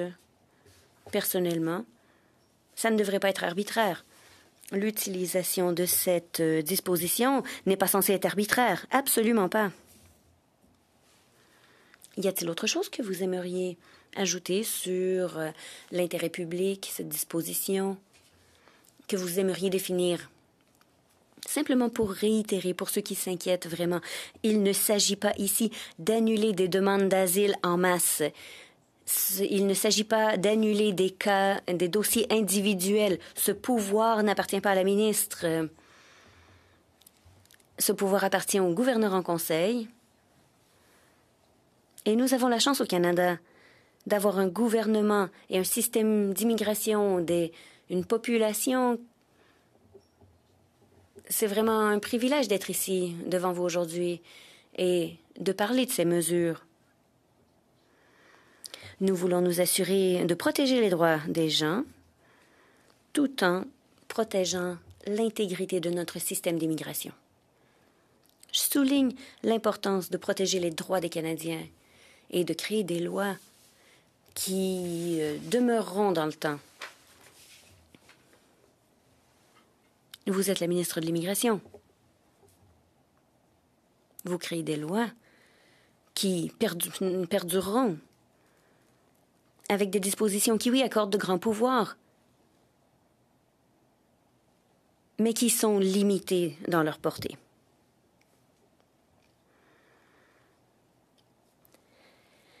Pour revenir à l'exigence d'1 an pour présenter sa demande, en ce qui a trait au traumatisme, vous avez répondu en partie sur une mesure de protection, l'examen des risques avant renvoi. Qu'est-ce qui se passe dans le cas de quelqu'un qui a vécu beaucoup de traumatisme, de la violence conjugale ou autre, et qui, après cette année, qui décide de faire une demande? Est-ce que une situation telle que celle-là a été examinée, par exemple? 10 secondes. Nous croyons que c'est un délai raisonnable à offrir à quelqu'un pour faire sa demande.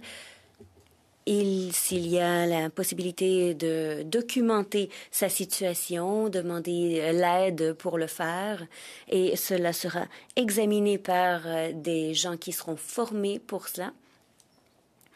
Et ce sera ensuite envoyé à la Commission de l'immigration et du statut du réfugié. 2 minutes et demie. Merci beaucoup, Madame la Présidente. Écoutez, Madame la Ministre, je profite peut-être de mon dernier tour de parole pour vous dire, après l'Agence du revenu, le ministère que vous dirigez est, à mon sens, celui qui a besoin de plus être modernisé parce que les traitements de délai de toutes les demandes confondues sont de délais déraisonnables. À tous les jours, dans nos comtés, dans notre circonscription, on accompagne beaucoup de personnes immigrantes dans leur parcours, que ce soit réfugiés ou travailleurs. Et je vous dis, on est comme une succursale d'Immigration au Canada dans nos circonscriptions. Alors moi, je suis inquiète de votre réforme parce que je ne sais pas si vous avez les moyens de votre ambition, parce que vous êtes déjà surchargé et déjà, je vous dirais, un peu désorganisé comme ministère. Pas parce que je ne fais pas de reproche aux fonctionnaires, mais je vois que la pression sur votre ministère est tellement importante que dans un phénomène de changement, c'est pas facile d'ajouter des tâches ou de changer les processus. Et je vais vous le dire sincèrement, je critique pas votre volonté, mais j'ai l'impression que vous n'aurez pas nécessairement tous les outils pour gérer votre réforme ou vos changements et que vos ambitions vont peut-être être déçues de constater que votre ministère ne pourra pas suivre la cadence de ce qu'exige C12. Concernant les 14 jours de renvoi, On sait là, que les personnes qui vont entrer illégalement au Canada, donc hors des points d'entrée officiels, ne pourront pas faire de demande d'asile.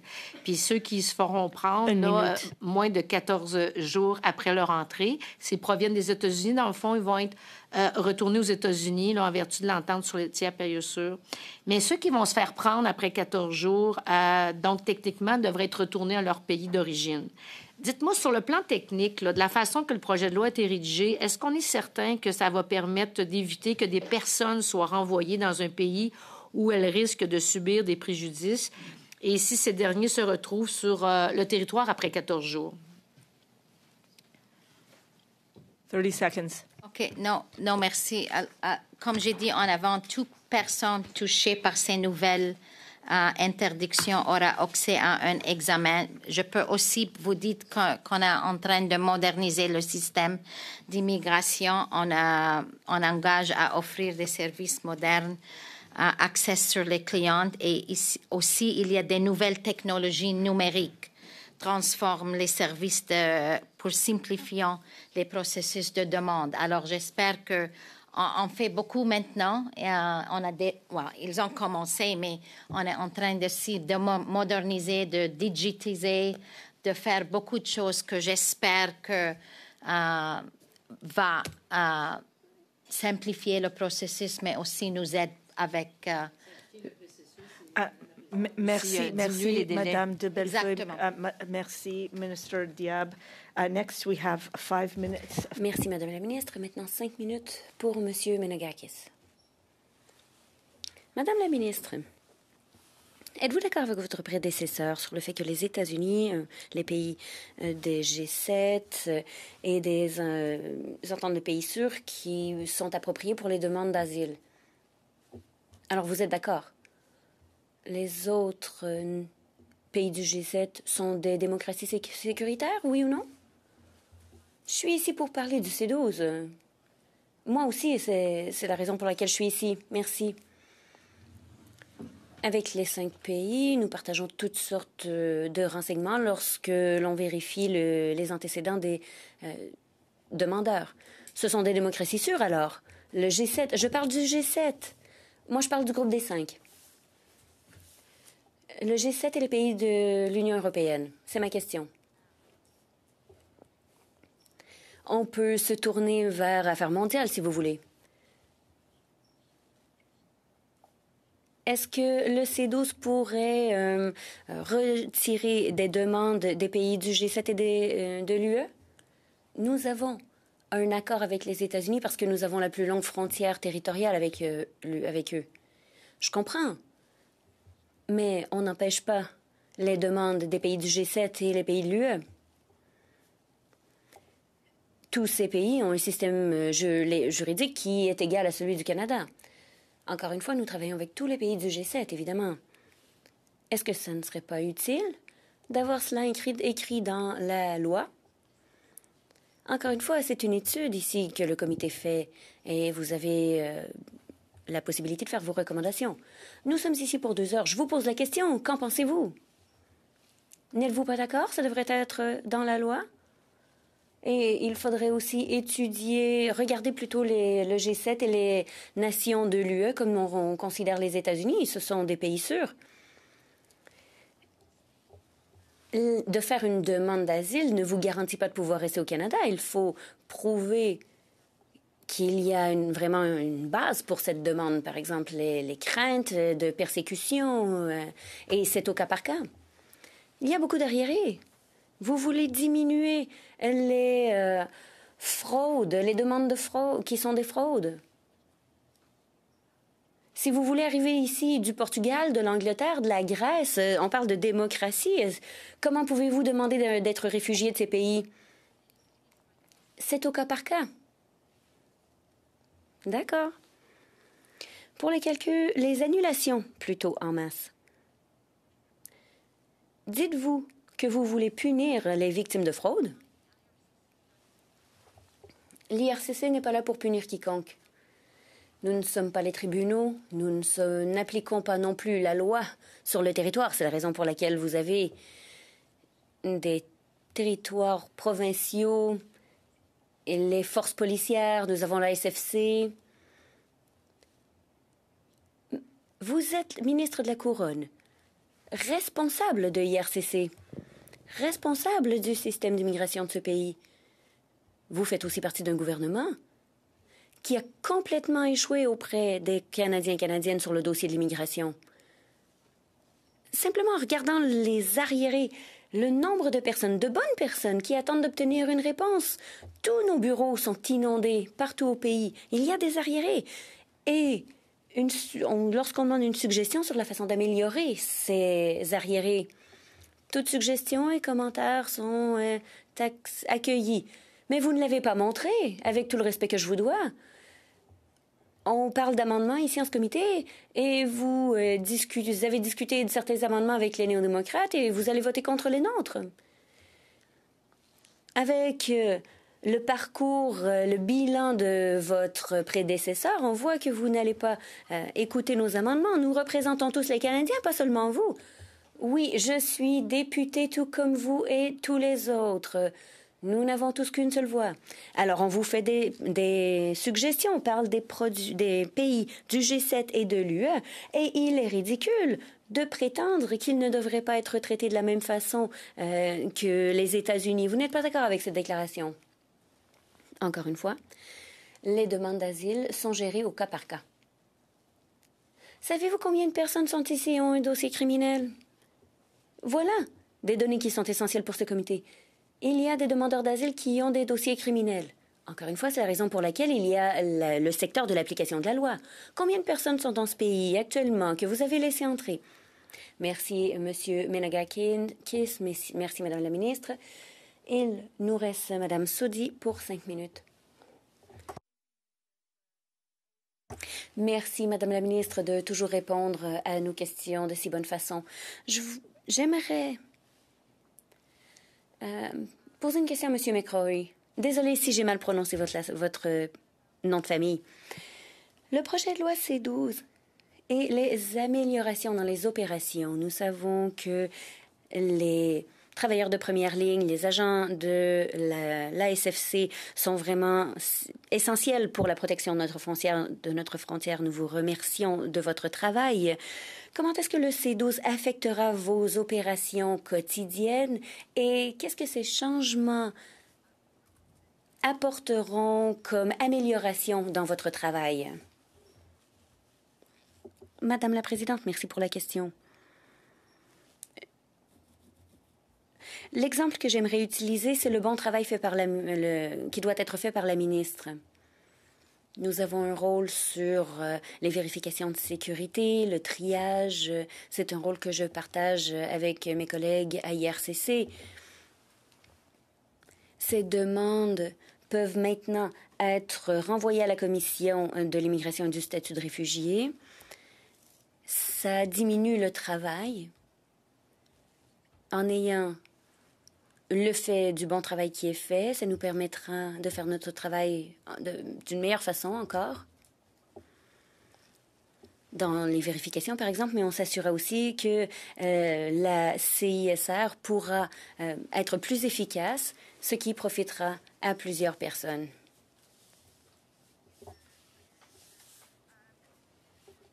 Merci pour votre réponse. Vous avez mentionné, Madame la ministre, qu'il y a des dispositions dans le C-12 qui permettront de gérer les documents à plus grande échelle pour le gouvernement.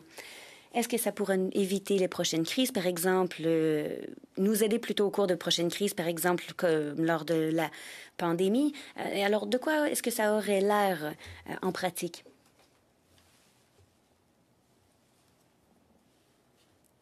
Tara, vous voulez bien prendre la question? Absolument. Une façon d'utiliser ce pouvoir, on parle beaucoup d'annulation et d'arriérés. Toutefois, ce n'est pas quelque chose qui est bâti avec un certain groupe ou une certaine raison en tête. Il y a des crises qui se produisent, qui nécessitent de meilleurs outils et qui méritent un exemple cas par cas. Je peux vous parler d'un exemple? Notre capacité aussi de faire des prolongations de masse de demandes ou de documents. Par exemple, lorsque nous avions besoin de beaucoup de travailleurs de la santé, donc nous pourrions essayer en tant que ministère de l'immigration que ce serait dans l'intérêt public de faire une prolongation en masse des documents des travailleurs de la santé. Donc, ça éviterait que les gens doivent faire de nouvelles demandes. Donc, l'argument pourrait être présenté au gouverneur en conseil et selon sa décision, on pourrait publier dans la Gazette cette décision et donc le ministère aurait l'autorité de faire une prolongation en masse dans l'intérêt du public. Pour faire suivi un petit peu, nous avons parlé de la COVID tantôt. Qu'est-ce que ça aurait changé si nous avions eu ces dispositions à cette époque-là? C'est difficile de donner un seul exemple, mais nous, le ministère de l'Immigration, ne pouvions que traiter des cas exceptionnels, urgents, des réunifications familiales, mais il y avait aussi des gens qui essayaient de faire une demande qui ne pouvaient pas se rendre au Canada parce qu'il n'y avait pas de vol pendant la pandémie. Donc, nous pourrions dire que c'est dans l'intérêt public de mettre une pause, de suspendre le traitement des demandes ou bien d'arrêter de recevoir des demandes à cette période parce que les gens ne peuvent pas venir au Canada. Et ça serait dans l'intérêt national, une fois qu'on a des preuves de vaccination, on aurait pu permettre à ces gens de venir. Donc, on aurait pu éviter l'arriéré de cette façon-là. Mais il s'agit toujours de justifier que c'est dans l'intérêt public et il faut le publier dans la Gazette du Canada. Merci, Mme Lang, et merci, Mme Saudi. Nous entamons notre dernier tour de table. Mme Rampel-Garner, vous avez 5 minutes. Merci, Madame la Présidente. J'aimerais revenir à l'annulation de masse. Madame la ministre, vous n'avez pas bien expliqué où vous utiliseriez ces pouvoirs-là. Vous avez parlé de prévenir la fraude, comme pendant la pandémie. Vous parlez souvent de la pandémie. Mais je sais que beaucoup de personnes qui sont venues grâce à la voie pour le Hong Kong sont arrivées pendant la pandémie. Est-ce que le gouvernement ne pourrait pas utiliser son pouvoir pour annuler les visas des gens qui sont arrivés de Hong Kong par la voie pour le Hong Kong? Qu'est-ce qui vous empêche de faire cette annulation? Réponse. Il y a beaucoup de garde-fous. Moi, je n'ai pas de pouvoir qui m'appartient uniquement. Le pouvoir n'appartient pas au ministre. Il s'agit de cas exceptionnels. Il faut justifier que c'est pour l'intérêt public. Il faut le faire approuver par le gouverneur en conseil. Il y a beaucoup de garde-fous. Comme quoi? Comme ce que je viens d'expliquer. Nous avons vu des exemples où le gouvernement fait des choses étranges dans l'intérêt public. C'est peut-être votre opinion.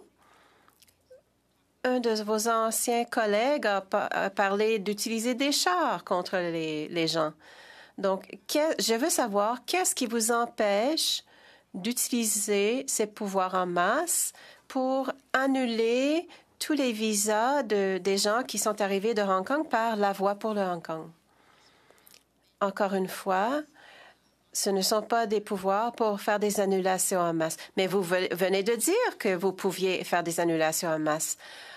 Encore une fois, il faut que ça soit dans l'intérêt public et les règlements vont préciser ces cas. Et donc, il faut demander au gouvernement en conseil et le cabinet, différents ministères seraient impliqués. Voici ce que je comprends. Il faudrait s'assurer que tout est conforme avec la charte, mais vous voulez que qu'on offre au gouvernement la possibilité d'expulser des grands groupes de personnes qui ne lui plaisent pas. Vous demandez au Parlement de contourner des lois qui protègent les droits en vertu de la charte. Et vous voulez faire des annulations en masse, mais vous ne pouvez pas nous dire qui serait touché. Je ne peux pas dire à mes commettants qui serait touchés par cela. Donc, quels sont les garde-fous? Les garde-fous ne sont pas dans la loi et vous nous demandez littéralement de vous donner ces pouvoirs pour annuler les résidences permanentes pour des groupes de gens. Si cela arrivait demain, est-ce que vous diriez ça demain aussi? Oui, absolument. Ces dispositions ne sont pas conçues pour permettre aux gens, pour empêcher les gens qui ont besoin d'être protégés d'avoir accès au système. Il y a des garde-fous en place qui sont dans la loi. Il faut respecter la charte. Et les ministères de la Justice et d'autres ministères seront impliqués. C'est comme ça qu'on gère un pays, croyez-le ou non, Madame la députée. Et c'est ainsi qu'on s'assure d'avoir les outils nécessaires pour bien gérer l'immigration. Microphone, s'il vous plaît. Vous demandez au Parlement de vous donner le pouvoir d'annuler des visas de résidents permanents, de résidents temporaires en masse, sans définir les situations dans lesquelles vous auriez recours à ces pouvoirs. Et ensuite, vous dites que c'est ainsi qu'on gère un pays. Il me semble que ça ressemble plus à une dictature. Encore une fois, ce ne sont pas des pouvoirs pour un seul ministre, ce sont des pouvoirs auxquels on a recours dans des situations exceptionnelles. Et il faut passer par le gouverneur en conseil, il faut prouver que c'est dans l'intérêt public, il faut prouver que nous respectons la charte. Il y aura beaucoup d'analyses légales. Est-ce que pourriez-vous utiliser ces pouvoirs pour annuler tous les visas de résidence temporaire pour les gens qui viennent de Gaza? Encore une fois, il s'agirait de circonstances exceptionnelles. Comme lesquelles? J'aimerais souligner que la ministre n'a pas précisé les circonstances exceptionnelles et c'est décevant. Recours au règlement. Nous avons un recours au règlement. Monsieur Fragiskatos? Je retire mon recours au règlement. Merci. Nous passons à Madame Saïd pour 5 minutes. Merci, Madame la Présidente. Madame la Ministre, nous voyons de plus en plus de cas où le gouvernement est attaqué par des cybercriminels de diverses organisations et des États étrangers. Il faut protéger nos infrastructures, nos technologies, mais personne n'en est responsable. Donc, comment la partie 7 du projet de loi C-12 permettra de mieux protéger l'intégrité de notre système d'immigration en cas d'attaque? En fait, c'est un excellent exemple, un exemple excellent où nous pourrions utiliser ces pouvoirs pour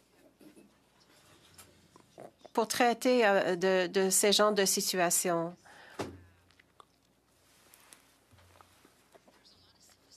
Il y a beaucoup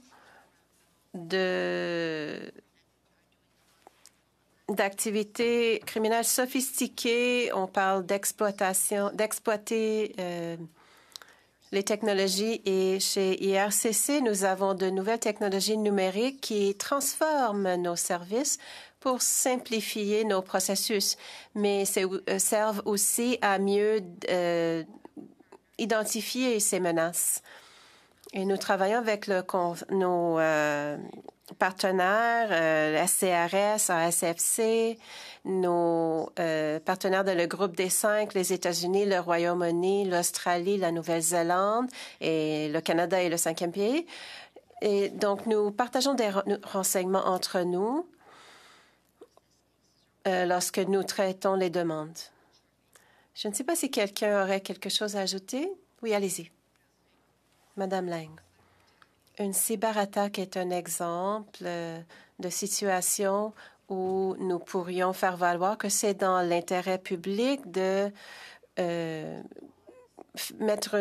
suspendre les demandes qui, à notre avis, ont été déposées grâce à la cyberattaque et qui seraient fraudulentes.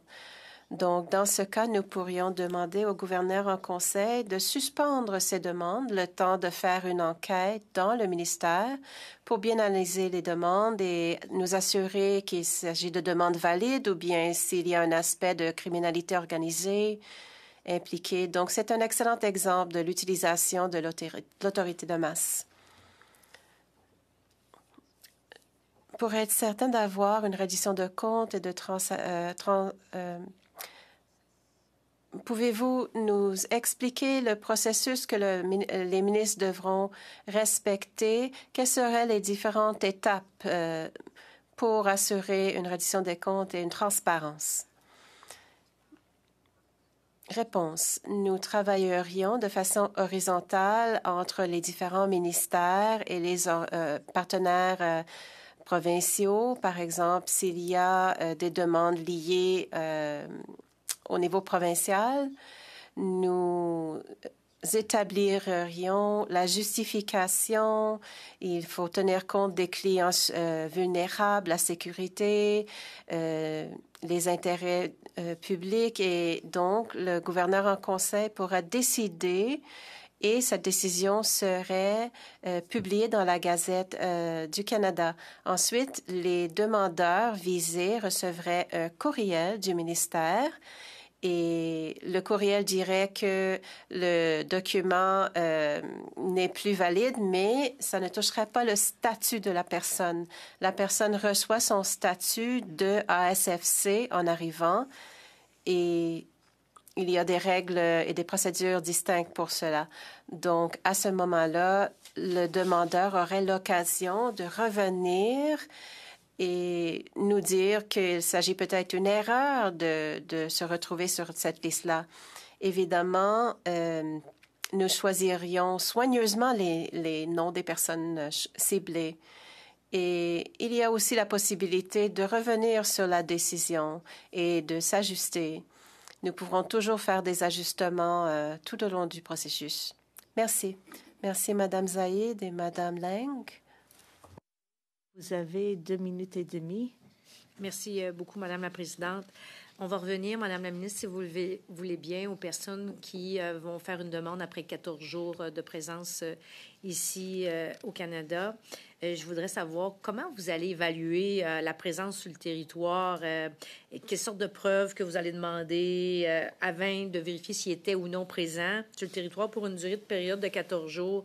Est-ce que ça a été discuté, cette mécanique-là, Madame la Ministre? Je pense que Jason a une... En effet, on fait cet exercice maintenant parce que les gens qui sont en bas du 14 jours sont couverts par l'accord avec les États-Unis. Donc, il est important qu'on sache qui est en dessous des 14 jours et qui n'est pas. Mais la responsabilité, c'est sur les clients de démontrer qu'ils sont arrivés ou non. Donc, dans le contexte des mesures ici, quelqu'un va être soumis à l'application de l'accord avec les États-Unis ou va être irrecevable pour avoir c'est ça, dans le fond, ce qu'on parle, c'est de quelqu'un qui, après 14 jours, fait sa demande d'asile. Alors, vous dites, normalement, si tu viens des États-Unis, tu reviens, tu t'en retournes. Ou si tu fais ta demande parce que tu viens d'Haïti, on te garde. Si c'est un pays qui... par exemple, il y en a sur moratoire... mais s'ils ne proviennent pas d'un pays sur moratoire de protection comme Haïti, par exemple, est-ce que vous allez demander à la personne de documenter le fait que tu es ici après 14 jours et puis que là, si elle retourne, sa sécurité est en danger, par exemple? Et quelqu'un qui a leur demande déterminant irrecevable pour être envoyé au CISR, ils seront mis dans le contexte du processus de renvoi. Mais à ce point-là, ils auront l'examen de risque avant renvoi.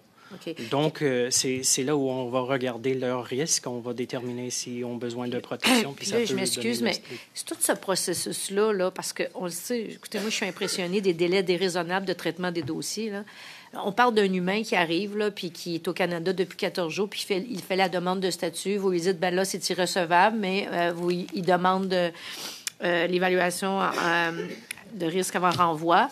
Combien de temps ça peut se passer là, que la personne est sans statut? Merci, Madame de Bellefeuille. I'm very sorry, but I'll have to end this round. Je suis désolée, mais nous sommes à la fin de ce tour. Il nous reste 2 minutes. J'accorde 1 minute à M. Davis et 1 à M. Zuberi. Ensuite, nous irons à huis clos. M. Davis, merci. Madame la ministre, est-ce que vous utilisez l'intelligence artificielle dans le traitement des demandes ou dans les processus du ministère? Non. Non, pas pour le traitement des demandes. J'avais posé cette question déjà. J'ai déjà posé cette question. Je crois comprendre qu'il y a un logiciel utilisé par CISR pour évaluer les visiteurs qui veulent venir au Canada. Et parfois, il y a des problèmes lorsque la personne dit qu'il veut aller faire du canot en janvier. Est-ce que vous dites que vous n'utilisez pas ce logiciel-là? Non. Nous utilisons un modèle de triage, mais c'est un chiffrier Excel. Ça n'implique pas de logiciel IA.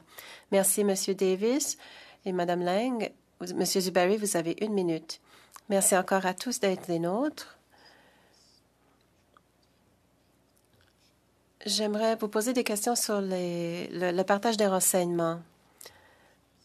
Pourquoi est-ce que les citoyens naturalisés, pourquoi est-ce qu'on peut partager leurs données? Ensuite, le partage qui se fait avec les renseignements des renseignements résidents temporaires, est-ce que le partage est très limité ou est-ce que vous pourriez partager tous les renseignements que vous possédez avec vos partenaires et les gouvernements régionaux et provinciaux? Pour des raisons de protection des renseignements privés, nous prenons cela très au sérieux de protéger les renseignements des demandeurs. Comme je l'ai dit, tous les accords de partage de renseignements, qu'il s'agisse du provincial ou territorial ou avec les autres ministères, les ententes seraient à l'écrit et il y aurait des assurances pour protéger les renseignements. Merci à tous. Merci à tous les fonctionnaires et à la ministre d'avoir été des nôtres. Nous sommes très reconnaissants du temps que vous avez donné au comité. Nous avons 2 points du travail de comité. Le greffier a fait circuler un budget qu'il faut approuver pour notre étude sur le projet de loi C-12. Est-ce qu'il y a une motion sur le projet? Merci, Mme Rempel-Garner. Est-ce que tout le monde est d'accord? Je vois oui. Donc, prochain point. Une échéance concernant les mémoires concernant le projet de loi C-12. Les analystes nous disent le 12 novembre à 9 heures avec une longueur maximale de 1000 mots par mémoire afin de pouvoir tout traduire avant le 20 novembre. Est-ce que j'ai besoin d'une motion? Est-ce que quelqu'un peut proposer une motion? Madame Rempel-Garner, tout le monde est d'accord?